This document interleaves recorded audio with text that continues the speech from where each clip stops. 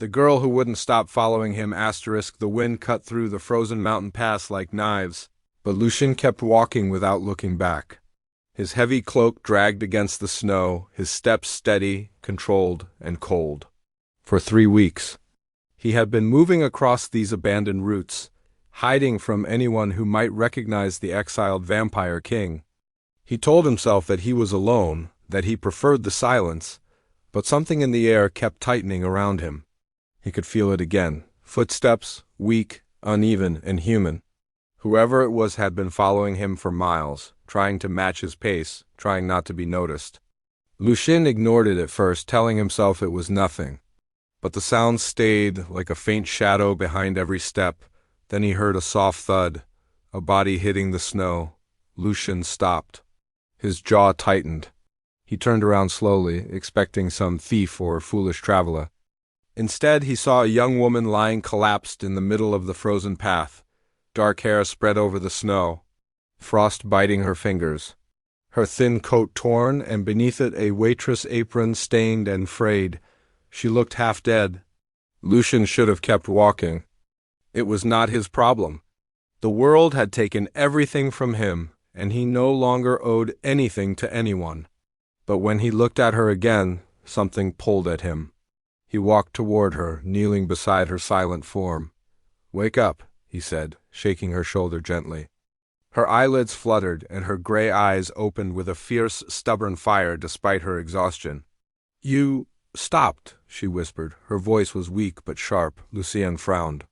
"You followed me into the mountains? You're dying." She tried to sit up, coughing hard as cold air scraped her throat. "I know," she breathed. "Been dying for months." Her words stung more than the wind. Lucien looked around. No shelter. No signs of life. The temperature was falling fast, and this girl wouldn't survive another hour. He stood to leave, but her trembling hand shot up and grabbed his wrist. Her grip was surprisingly strong. "Don't walk away," she whispered. "You owe me." Lucien froze. "I don't know you." The girl's lips turned blue, but her voice hardened. "Iron prison. Cell 14? Every night someone slipped food under your door. Bread? Dried meat? A cup of water that wasn't rust?" Lucien felt the memory hit him like a blade. In the darkness of that cell, starving and chained, someone had kept him alive. He had never known who, until now. "That was you?" he asked quietly. She nodded once. "My name is Kara. And 3 days after you escaped, they came Valander's men. They'd burn my whole village because I helped you." Lucien's chest tightened. Kara coughed again, tears freezing on her lashes. "I lost everything. My home, my family, my life, and you." She looked at him with a painful mix of anger and hope. "You're the only one left who can make it right." Lucien stepped back, guilt darkening his eyes. "I can't help you. My power is gone. I have nothing." Kara shook her head, her body trembling violently from the cold. "I'll follow you until I freeze to death. I'll follow every road you walk. I'll haunt your conscience until you listen." She tried to stand again, but her knees buckled. She collapsed forward, and Lucien caught her before she hit the ground. "Damn it," he muttered. He lifted her in his arms. She felt weightless only bones, frost, and a terrifying amount of determination. "There's a way station ahead," he said softly. "If you die, it's not on me." But even as he said it, he held her tighter and walked faster through the deepening snow. The abandoned way station was falling apart, but it had a fire, 4 walls, and a door that shut out the wind. Lucien laid Kara near the old hearth and lit the fire with shaking hands. Slowly, warmth returned to her skin. She opened her eyes again, weak but alive. "You came back for me," she whispered. Lucien didn't answer. He just sat across from her, watching the flames move. He didn't understand why he hadn't left her. He didn't understand why her voice still echoed inside his mind. For the first time in weeks, he felt something he had tried to bury, a pull from the past, a debt written in darkness, a truth he could no longer ignore. Outside, the storm grew. Stronger, but inside the tiny room, the starving waitress breathed softly alive because of him. Lucien stared into the fire and whispered to himself, "How long can I keep running?" Debts written in blood and snow. Morning light crept through the broken roof of the way station, brushing over Kara's tired face. She looked pale but alive, the frost fading slowly from her skin. Lucian sat near the doorway, watching the gray horizon as if it were judging him. He had not slept. He didn't need to. But something about the girl lying behind him made the long night feel heavier than any battle he had fought. When Kara finally stirred, she pushed herself up with weak arms and met his eyes. "You're still here," she whispered. Her voice cracked, but the stubborn fire was still there. "I told you," Lucian replied. "I'm taking you only as far as you survive." She gave a faint laugh. "Then I guess I'll survive." They stepped out onto the frozen path together, though Kara walked slowly and leaned against the rocks for balance. The mountains stretched endlessly ahead, sharp peaks cutting the sky. Lucian kept a few steps in front of her, pretending not to look back, yet his senses followed every breath she took. Kara broke the silence first. "You want to know why I fed you in that prison, don't you?" He stayed silent, but his shoulders stiffened. She took that as permission. "The guards used to drink at the tavern where I worked. They bragged about you like you were some trophy, the fallen king rotting in chains." She swallowed as cold wind hit her face. "But one guard, Marcus, didn't laugh. He hated what they were doing to you. He told me you once saved his daughter's life." Lucian's steps slowed. "I don't remember him." "You wouldn't," Kara whispered. "People like him didn't need thanks. They just wanted to do what was right." Her voice carried a tired sadness. "And I thought maybe I should do something right too." Lucian finally turned toward her. "You risked your life for a stranger?" Kara looked away. "Everyone deserves a chance to live, even a fallen king." They kept walking until the path narrowed into a frozen marsh. Dead trees rose like skeletons from pools of ice, and the air tasted of metal and danger. Kara rapped, her coat tighter around her shoulders, struggling to keep up. Lucian noticed her hands shaking. "You shouldn't be here," he said quietly. "You should have left when you had the chance." Kara almost smiled. "You forget I already tried leaving my old life behind. They burned it." Lucian had no answer for that. Suddenly, a distant howl echoed across the marsh. Kara froze. The sound came again, louder, closer, sharper. Lucian's expression changed instantly. "Frost wolves," he said. "A pack, they're tracking us." "But I'm not bleeding," Kara whispered. "Yes, you are." He pointed to the faint red stains on her fingertips. "Frostbite cracked your skin." Before she could respond, shadows moved between the trees. Massive wolves emerged, their fur white as bone, their eyes glowing ice blue. Their bodies steamed in the cold, teeth sharp enough to tear stone. Kara stumbled back, heart pounding. Lucian stepped forward, placing himself between her and the advancing pack. The first Volf lunged. Kara screamed, but Lucian was faster than her scream. He caught the creature mid-air, gripping its throat with unnatural strength, and hurled it into a tree so hard the trunk split. Another Volf attacked from the side, teeth sinking into his arm. Lucian didn't flinch. He twisted, grabbed the Volf's skull, and crushed it like brittle ice.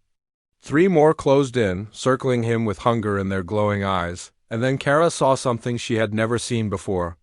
Lucian's eyes burned red-bright, violent red.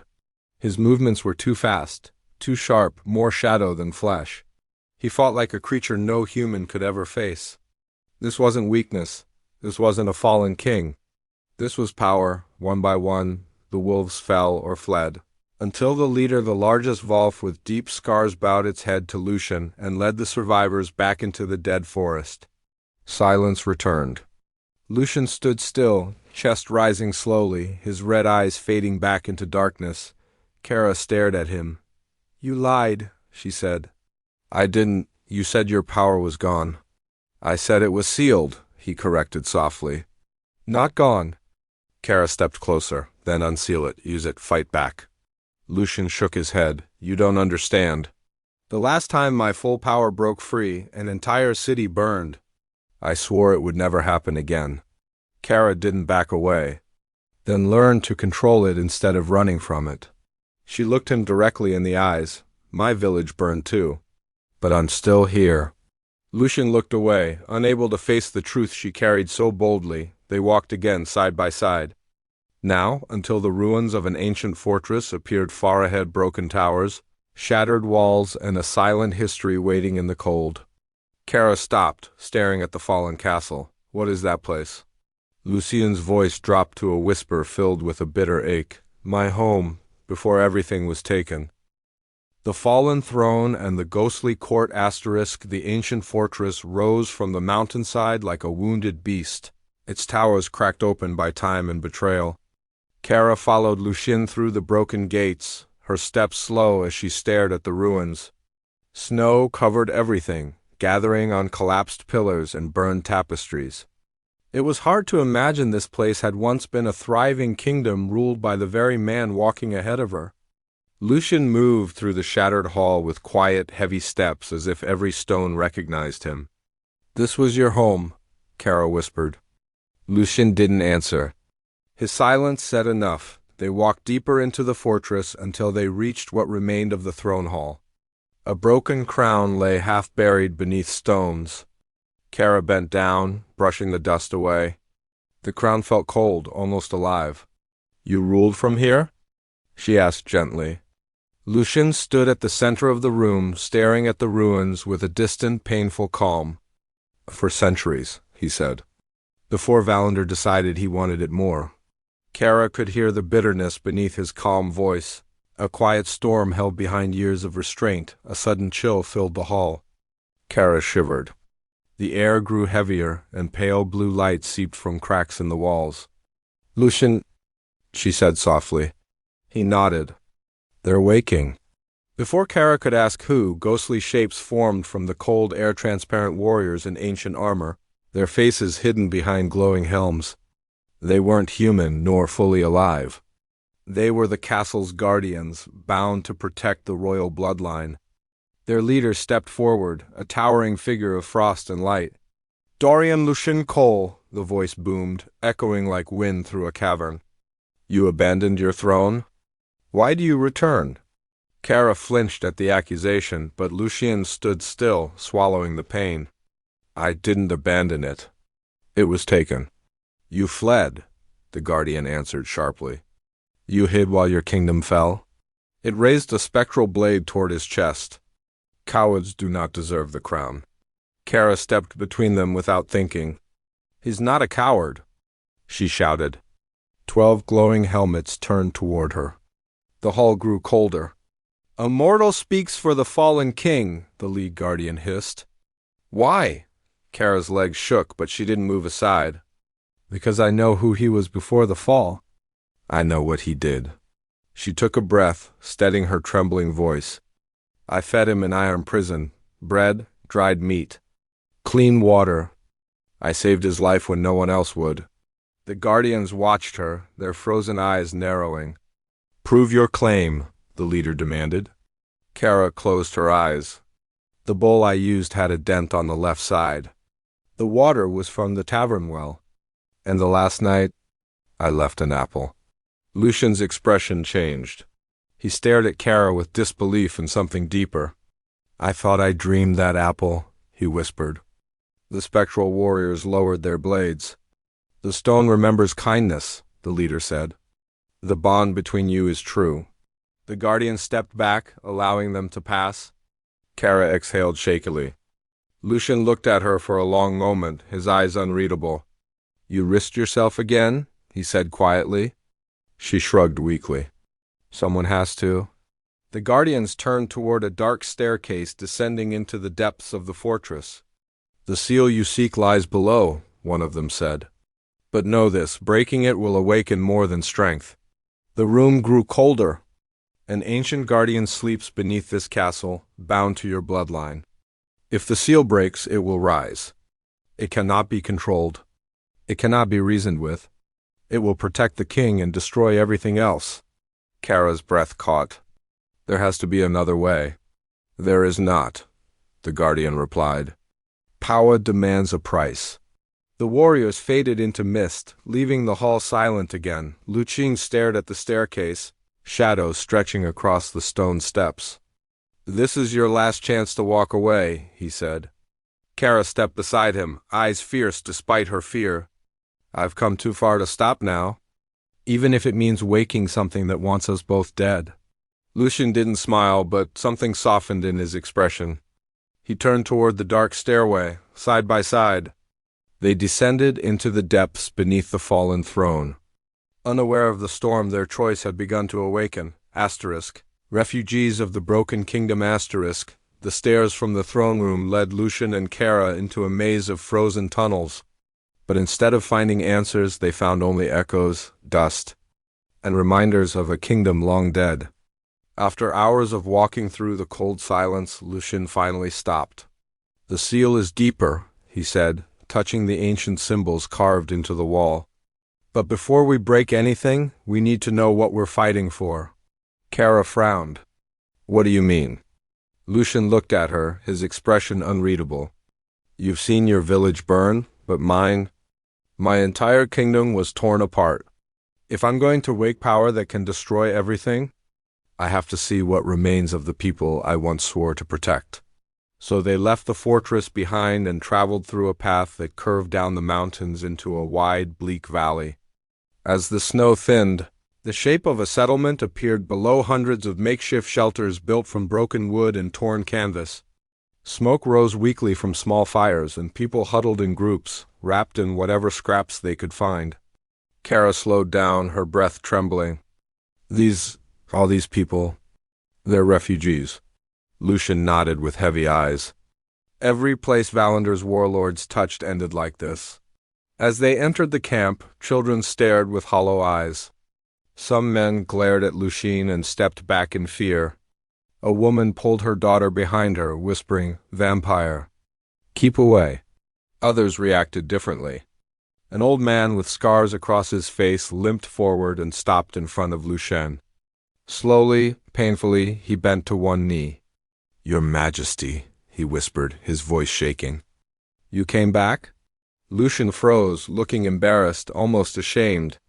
"I'm not your king anymore." The old man looked up, tears forming. "We don't forget the one who saved us. You protected our borders. You gave us peace. You may have fallen, but you never abandoned us." Behind him, a young man pushed forward, anger bright in his eyes.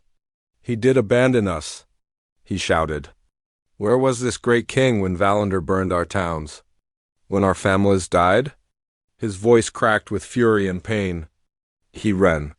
He hid. And we paid the price." Lucian lowered his gaze, unable to deny it. Kara stepped between them. "He didn't choose exile," she said. "They jailed him. Tortured him. He escaped with nothing."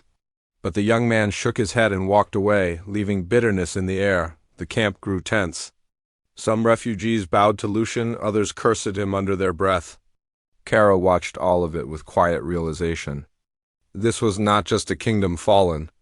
It was trust broken, hope shattered. And yet, some people still knelt for him. Some still believed. It made her anger cave into something deeper. Suddenly, a loud shout broke through the camp. A group of desperate men were fighting near the ration cart, pushing aside a weak mother and pulling food out of her hands. A starving child cried as the men shoved the small family to the ground. Without thinking, Kara rushed forward. "Stop!" she screamed, grabbing one man's arm. He threw her aside and she fell on the snow. The men moved to attack her next, but they never reached her. Lucian appeared between them like a storm. His hand shot out, catching one attacker by the shirt and pushing him to the ground with impossible strength. Another man tried to strike him, but Lucian caught the fist mid-air and twisted gently, just enough to stop him without breaking anything. "Enough," he said, his voice calm but deadly serious. The men backed away instantly.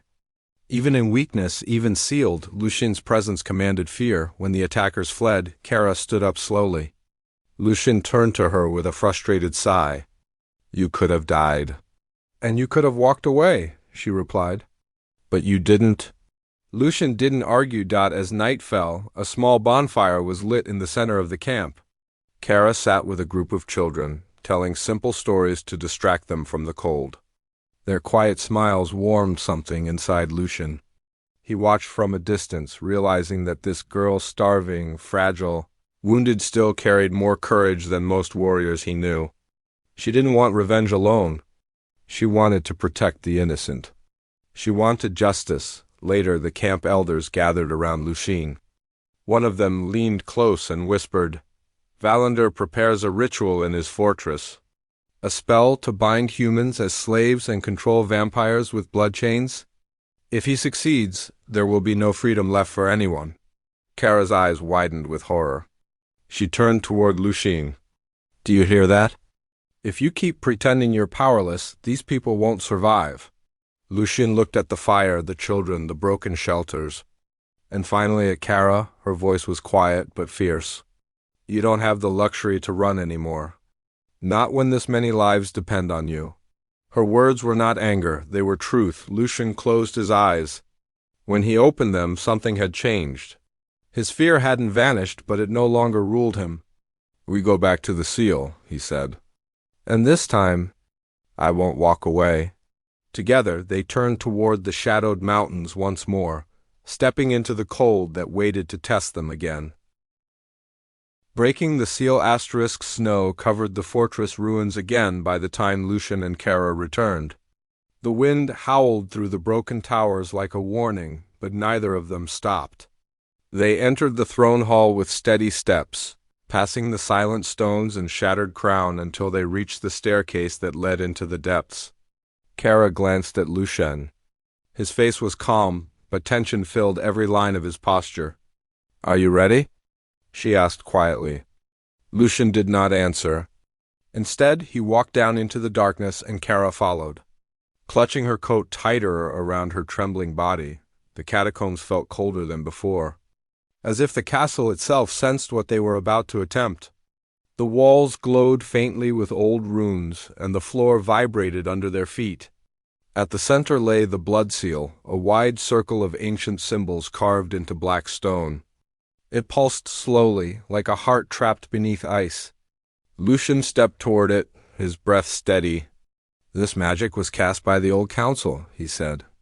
"I agreed to it, because I feared what I could become." Kara stood beside him. "Maybe you needed the seal then, but your people need you now." Lucian knelt before the runes, placing his hand over the center of the circle. His fingers trembled slightly. "Once this breaks, there is no turning back. The Guardians warned us for a reason." Kara moved closer. "And we're doing this for a reason too." Lucian hesitated only a moment longer. Then he drew a sharp breath and sliced his palm with a broken blade tip. Dark blood dripped onto the ancient symbols. The catacombs roared, the runes ignited in red and blue fire, spreading light across the walls. The ground shook violently, dust falling from the ceiling. Kara stumbled back as a wave of force pushed through the chamber. Lucian gritted his teeth, trying to control the rising power. The seal cracked like thunder. Light exploded around him, wrapping his body in swirling energy. His eyes burned crimson again, brighter than before. His heartbeat echoed through the room like a drum. Kara watched with both fear and awe. Lucian's form changed, shadows clung to him, power rippled across his skin, and the floor cracked beneath his feet. She felt the air twist, heavy with ancient strength. But beneath it all, she felt something else, a strange warmth, like the magic recognized her presence. "Lucian!" she shouted. "Hold on!" He didn't respond. The seal shattered completely, sending a blast of pure energy upward, tearing a hole through the ceiling and into the ruins above. And then the true danger revealed itself from the shattered circle. A deep, rumbling sound rose like a creature waking after centuries of sleep. The temperature dropped instantly. Frost spread across the stones, forming sharp crystals. Kara stepped back, eyes wide.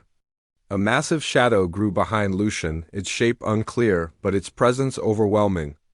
The air shivered with its growl. This was the ancient guardian beast, bound to the vampire bloodline, uncontrolled, unstoppable, and older than any written history. Lucian gasped as the power surged through him. He staggered. The beast's faint outline rippled across the chamber, a giant made of shadow and cold, its glowing eyes fixed on him. Kara whispered, "No." Lucien, you can't lose control. But the Guardian's awakening consumed the room, and the entire fortress trembled with its fury before they could recover. A new threat arrived, footsteps thundered above. Voices shouted. Steel clashed.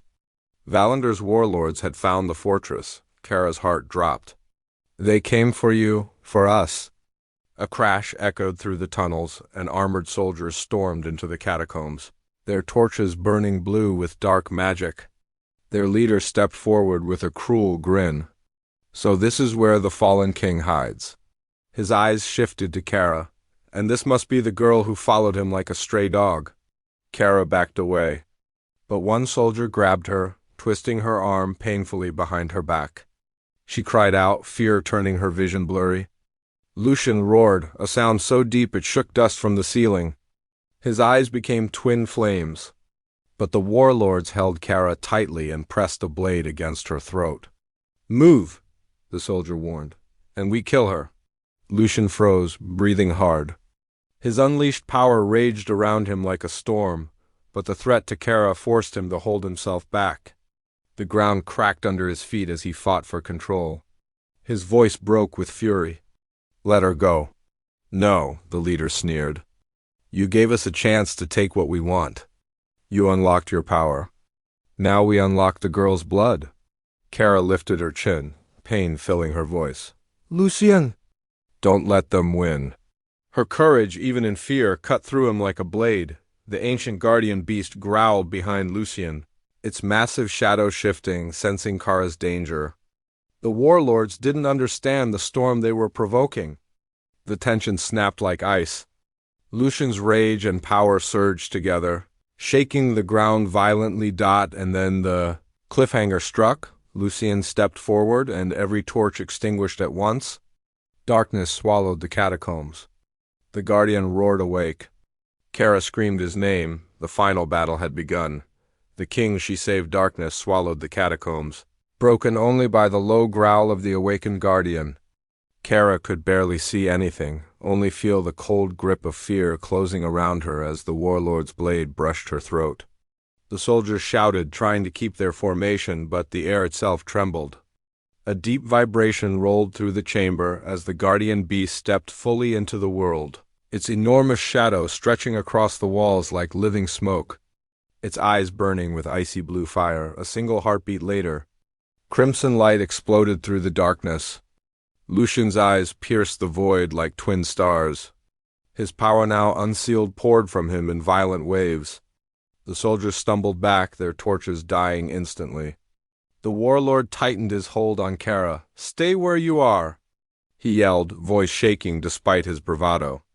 One step and she dies. Lucien did take a step, and the stone beneath him cracked like glass. The guardian beast lowered its massive head, sensing his fury. For the first time in centuries, the bloodline's ancient bond throbbed alive. Kara felt the air shift, a pull between Lucien and the beast, a connection forged long before either of them was born. The warlord panicked. Kill her, he ordered. But the moment his soldier raised the blade, the guardian unleashed a roar that shook the catacombs. The sound slammed into the attackers like a physical force. Kara was thrown to the ground as the soldier lost his grip. Lucien reached her in a flash, pulling her away from danger. His arms trembled as he held her, but not from fear. This was fury, tempered by something painfully human. Are you hurt?